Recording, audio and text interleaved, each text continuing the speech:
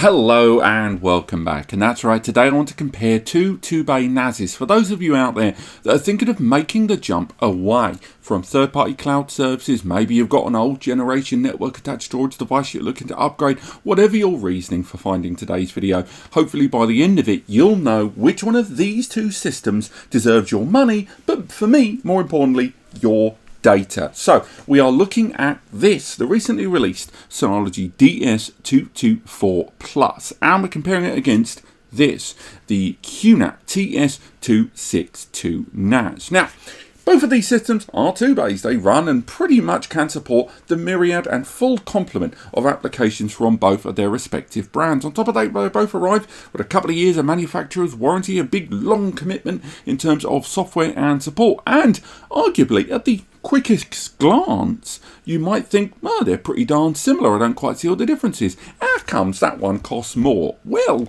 I'll be straight with you, these two are incredibly different despite their price tags being the way they are, and hopefully by the end of this video you'll understand whether the advantages or disadvantages, very important, of some of them are going to be enough for you to make your decision. So before we go any further, why don't we talk about what they got in common? Because, you know, whichever one of these two you go for, there's actually a lot you're going to be getting for your money. So let's discuss really quickly what they've got in common. Number one, as mentioned, they're both 2-bays. They both allow you to use a couple of hard drives in a mirrored RAID or combined together. On top of that, they both arrive with their own NAS OS. They are turnkey solutions. That means that when you buy one of these, you're not just getting hardware, you're actually getting a full complement OS, comparable in my opinion to the likes of Windows, Mac, Android. You have got a huge range of applications, services, development, security patches, integration with third-party apps, and a full range of first-party apps as well. There's even mobile applications for iOS and Android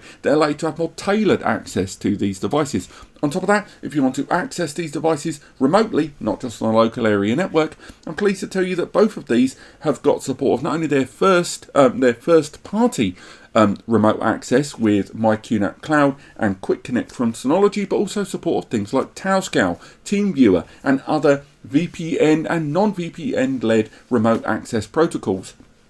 They both arrive with support of AI photo recognition with slightly different areas of support that allow you to upload decades of photos onto them and then use AI services to allow much faster access and searching of your files, again, to different degrees. They've both got their own virtual machine platform to run VMs. They've both got their own container platform to run micro containers within the software environment. They've both got multimedia tools for not only photos as mentioned, but music and video, support of Plex Media Server with playback of 1080p and 4K natively, as well as with transcoding. They've both got their own surveillance platform with inclusive camera licenses. Again, differences on those later. They've both got their own security tools internally. They've both got their own storage tools internally, and ultimately, regardless of which one you go for, you are getting an incredibly well put together and comprehensive network attached storage experience.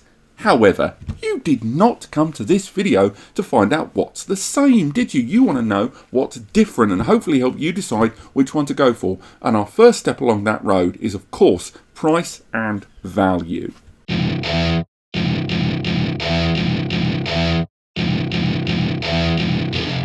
Now, we got to talk about that straight away early doors when it comes to the price point on both of these. And I never thought I'd say this, the Synology is the cheaper of the two. You can get this at a lower price point, knocking around at launch for somewhere between 3 to 350 NECA, but you still got to factor in your local tax, your shipping, and of course your currency differences, euros, pounds, etc.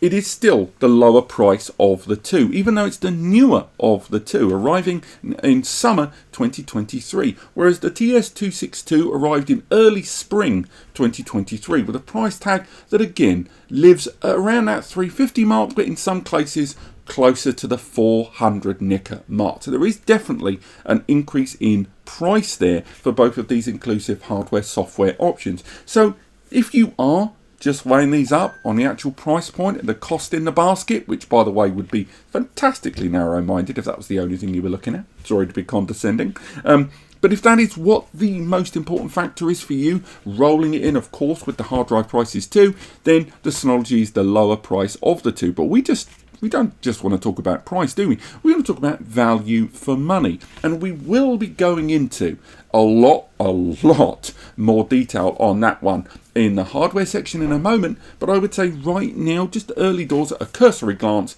if software value and intuitive experience value is important to you, the Synology is the better experience there. And in terms of value for money, you're getting a more rounded, polished experience.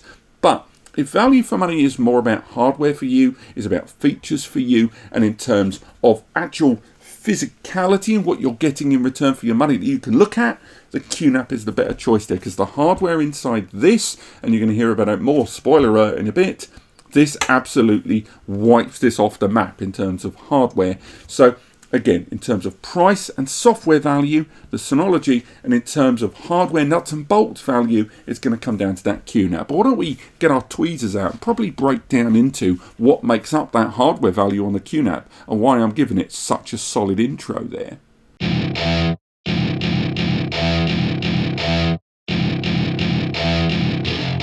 I think it would be very fair to say that between Synology and QNAP here, when it comes to attitudes on hardware, be it ports and connections, internal hardware, external hardware, they have very different ethoses, and you can definitely sense a lot of difference between the way these two brands value hardware on their solutions. Now, we'll start with the Synology. The Synology arrives with a quad-core Intel Celeron processor, the J4125. It also arrives with 2 gig of memory that can be upgraded to 6 gig of memory, because the initial 2 gig is soldered to the board, and the 4 gig arrives via an upgradable SODIMM slot that you pop inside. It's a 2-base system. It doesn't have any M2 NVMe slots. You can't expand it with caching or NVMe storage pools. And on the rear of the device, we've got a couple of 1 gigabit Ethernet ports there that can be combined with systems like port trunking, link aggregation, and the more desirable recently and simplistic and easy to set up SMB multi-channel on this to allow those two 1 gig ports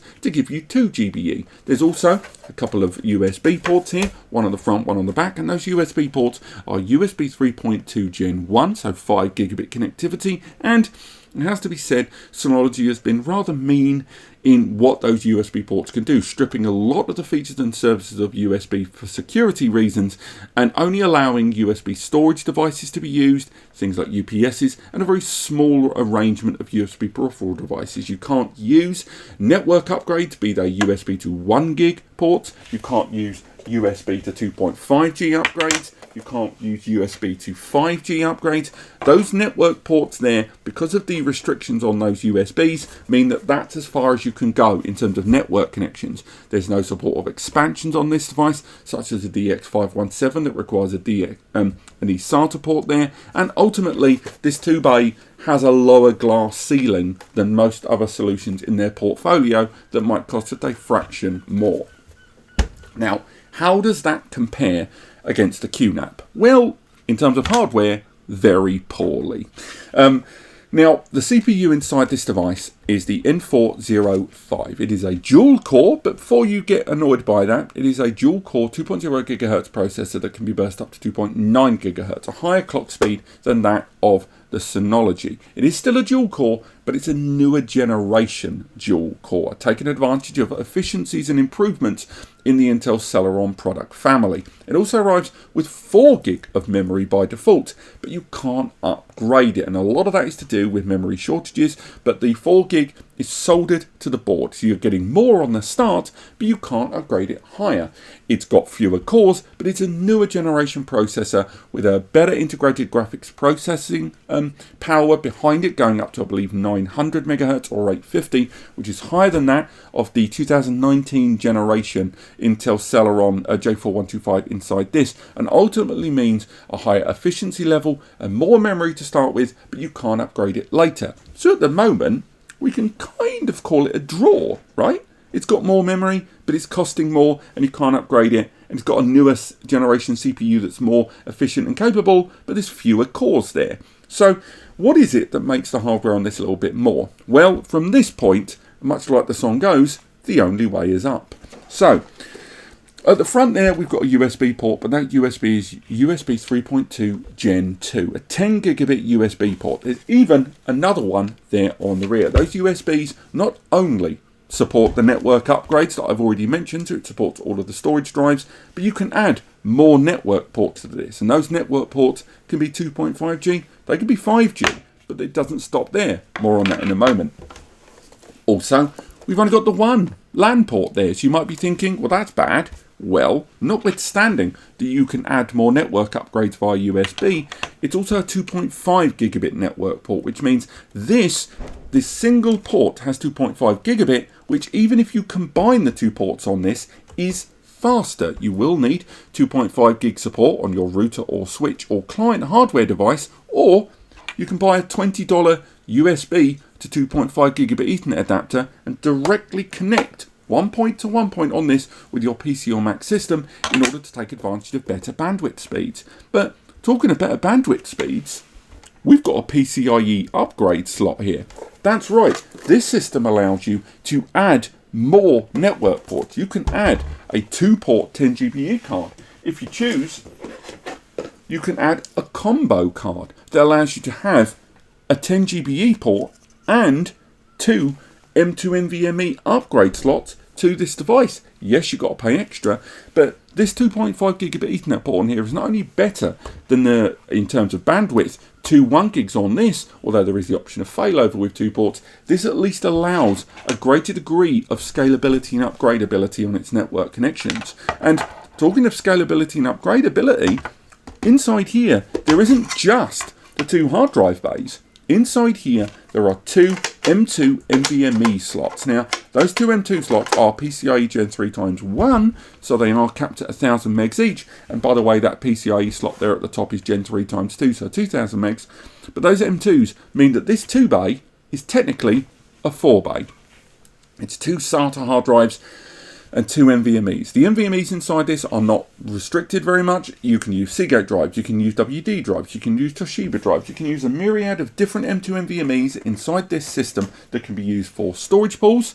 So you can use them as much faster storage pools for databases and VMs, or you can use them for caching alongside the hard drive base. But you've also got support of Q-tier. Q-tier combines different storage media, so your 2 hard drives and your 2 NVMe's, into a single storage pool, and then the system intelligently learns what are the most frequently accessed files and moves them, not copying smaller files like found in caching, but moves the files onto the SSDs, and therefore when you are more frequently accessing those files, instead of pulling them from the slower hard drives, it pulls them from the SSDs, all within one storage pool, with the system learning where to move stuff. Very, very good stuff. Alongside that, there's a couple of USB 2 ports. Normally I would rag on USB 2 ports because they're super boring, but these USB 2 ports can be used in conjunction with an HDMI output there on the rear. That's right, an HDMI port there that allows you to run a KVM, keyboard, video, mouse setup, or have an output into a monitor or TV for multimedia with a completely parallel running service known as HD Station. That means that while the NAS is being used for surveillance, for multimedia, for backups, for all of the tools that you would want in a NAS, running exactly the same, not just mirroring it, but it's a completely different OS user interface with a remote control, keyboard, video, mouse, or even free applications to use your phone as a remote control, and you can watch all your multimedia via first and third party applications on this device. Incredibly impressive, and 4K at 60 frames per second output. The application doesn't get nearly enough updates as I'd like, but overall, in terms of hardware and what this can do and what it arrives with in its base form, it is undeniably the better hardware choice of the two.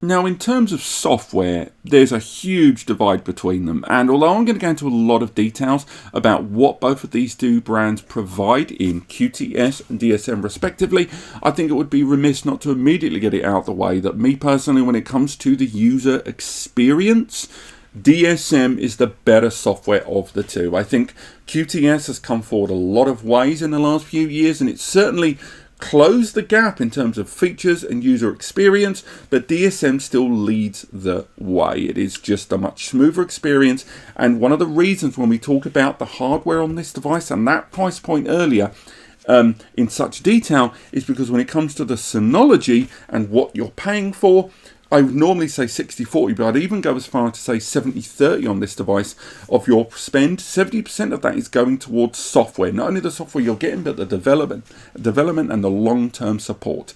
DSM is more intuitive, it runs faster, it looks more modern, and is a much more first-party optimized experience. They've got a range of applications to replace a lot of the third-party apps in your environment. So to talk about some heavy hitters off the top of my head, not only have you got Synology Drive, which is a slick user experience for a single portal access point to access all of your data in a tailored way, but also applications that you can install on your local PC or Mac system where you will continue to use your Windows or Mac operating system, and Drive will allow you to live sync on demand, pin files, or file stream on demand, non-multimedia, so Office docs, databases and more, onto the NAS using your own proprietary OS, with the NAS working for you, not the other way around. QNAP have got QSync, but it just isn't as good or as slick or as smooth as Drive. Then you've got Active Backup Suite, which is an inclusive multi-purpose, multi-site backup tool that will allow you to back up your OSs. That's again including Mac, including Windows, including Android devices, including iOS devices and third-party databases, as well as synchronizing NAS to NAS on this. And that's with the cloud, on the network, or on-prem. Whichever way you look at it, the Active Backup Suite application, whether you're using it with Google Workspace, Office 365, or your native OSs, for a lot of users is worth the price of admission alongside Synology Drive. The same goes with Surveillance Station. And Surveillance Station on this device is a premium surveillance package that, although the surveillance platform on QNAP is very, very good, it just isn't as good or as smooth as Synology Surveillance Station. Multi-award winning. It is hands down the best in the market. You've got Synology Photos with AI photo recognition. You've got Synology Audio Station for managing your music. And again, there are applications for Fire TV, even for Amazon Alexa and smart home devices that allow you to integrate those services with the Synology NAS. There's Synology's collaboration suite that comprises Synology Chat, an alternative to WhatsApp and Skype for your mobile and your desktop appliances, and then integrate access to the data within that chat network with the same security and protocol and roles. Then you've got Synology Mail to host your mail server or integrate your third-party mail server into it. Then you've got Synology Office, an alternative to the likes of Google Docs and Office 365, with support of Sheets or standard word processing documents, PPTX and PowerPoints. It is enormous how many apps and services are on this, alongside virtual machine, Synology Virtual Machine Manager support, and Docker support in Container Manager as well. It is an incredibly fleshed out experience with a huge focus on first-party tools that are included with the device. That is why it's the better of the two. But I think it's only fair to say that QTS still does give it a run for its money in a number of areas, and where the Synology heavily prioritizes the user experience and first-party apps and that smooth, slick experience, it does that at the detriment of customization and allowing you to configure the device to quite bespoke environments. The reason it does as good as it does is because it has to kind of close off a lot of the doors. One of the comparisons I make a lot online is when comparing consoles versus PC for gamers. Console experiences have much more locked frame rates, they don't have customized mods, and the user experience you have won't be as customizable and as tinkerable as the PC experience. But the PC experience can be prone to inconsistent usage. It can be prone to different experiences for users based on their hardware. Whereas console environments, because it's more uniform, it can create a more stable user experience overall at the expense of those better graphics, at the expense of customization and upgrades and modding.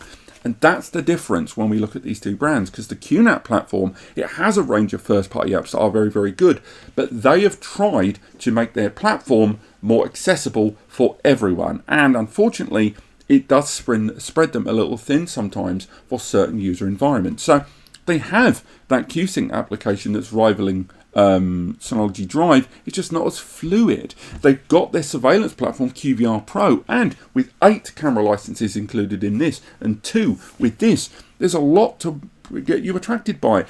But but it doesn't feel as smooth and as slick and as modern as that of surveillance data. It's still very, very good, and with AI supported services as well, that you can either use the hardware inside or add a little TPU module, a little AI. There's the Google Coral, for example, it's about $20 to $30 to add further AI surveillance support. There's even their photo application that called QNAP that not only has facial recognition like the Synology, but it also integrates thing recognition, so it can analyze your decades of photos, and if you're looking for certain food types, certain places, certain objects, not just people, it will find them.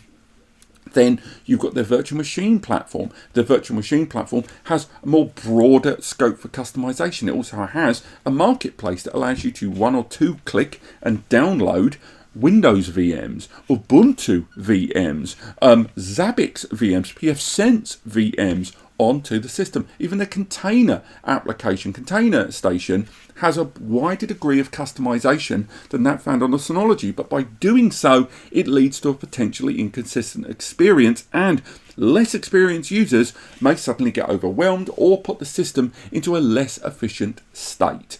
And despite all I'm saying about the software on this getting close to the Synology platform, but not quite the cigar, we do have to at least acknowledge that, a year and a half, 2 years ago now, depending on when you're watching this, QNAP were hit by ransomware. They were hit by the Deadbolt ransomware group. They weren't the only ones that were targeted. Asustor and TerraMaster were hit as well, but because QNAP are bigger and they had more devices in the wild, it got more coverage. And ultimately, that inconsistent experience and their device trying to do so much and be so customizable and so supportive of so many environments as possible spread them too thin, and therefore made them a bigger target with a larger surface area for attack. And their responses to that ransomware in terms of forced updates and having to change their structure and the presentation of their OS to stop allowing users to put their systems in such unsafe states, or restricting some of the access to some of those applications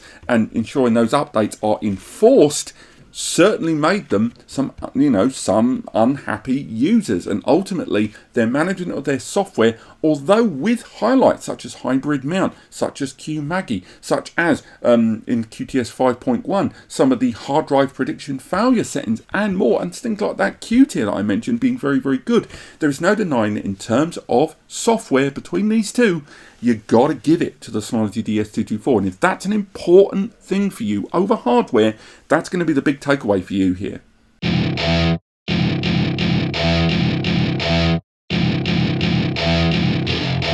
And there you have it, the verdict to the conclusion. And as I stated towards the end of the software section of this video, I think it will come as no surprise that when it comes to spending your money, we're going to ignore the slight price difference between them, to be honest, given the difference between them. And I'm going to put it straight down to what you need. And that is, if you prioritize hardware, if you're going to be running quite bespoke setups, if you are looking for customization, you don't want to be held in and you don't want your handheld too much, you want a system that you can gear it your way, this is the one for you. It's got scalability. I didn't even touch on that those USBs allow expansions of a 2, 4, 8 and even a 12 and 16 bay expansion chassis. Thanks to that PCI upgrade, you can expand this enormously.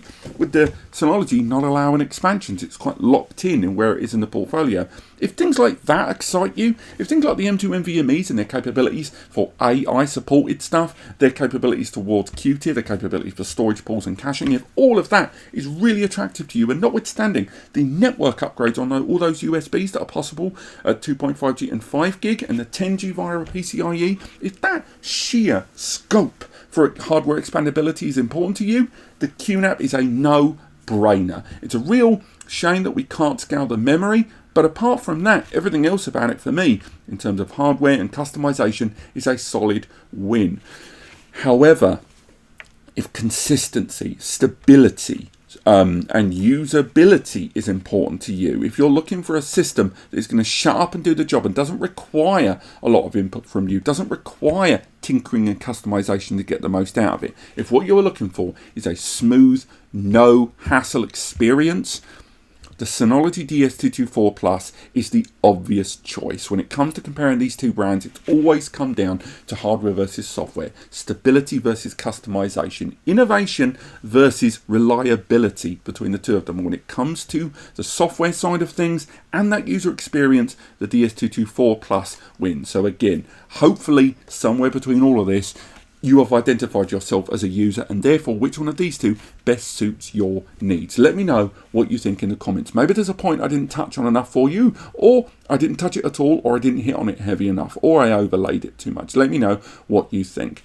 If you want to learn more about either of these two devices, both as a comparison or individually, links to the before you buys and the reviews for them should be in the description below. Additionally, if you're still on the fence and you still don't know what you want to go for, use the free advice section over on NAS Compares, the big blue button on the right hand side of the page. Additionally, we've got our free community forum, Ask NAS Compares, or our Discord linked on the NAS Compare pages and below. And finally, if, and this is really important, if you found this or my other videos helpful, and if you were going to shop at Amazon, B&H, Newegg, Box, CCL Online, any shop like that, please, please, please, and make sure those two things are true, use the links in the description to take you there. Not only will it cost you nothing extra to use them, and it will take you to the store in your region, but anything you buy, and I really do mean anything, will result in a small fee from your purchase from that retailer heading here to NAS Compares, and it allows you to passively support content creators like us. It is just me and Eddie here doing this. We do all of these videos, all of these articles, all of the reviews, the comparisons, and all of those free advice sections. It's just two of us. And using those links allows you to passively support us in what we do to help you and others moving forward. And if you did that, thank you so much. Apart from that, thank you so much for watching, and I'll see you next time.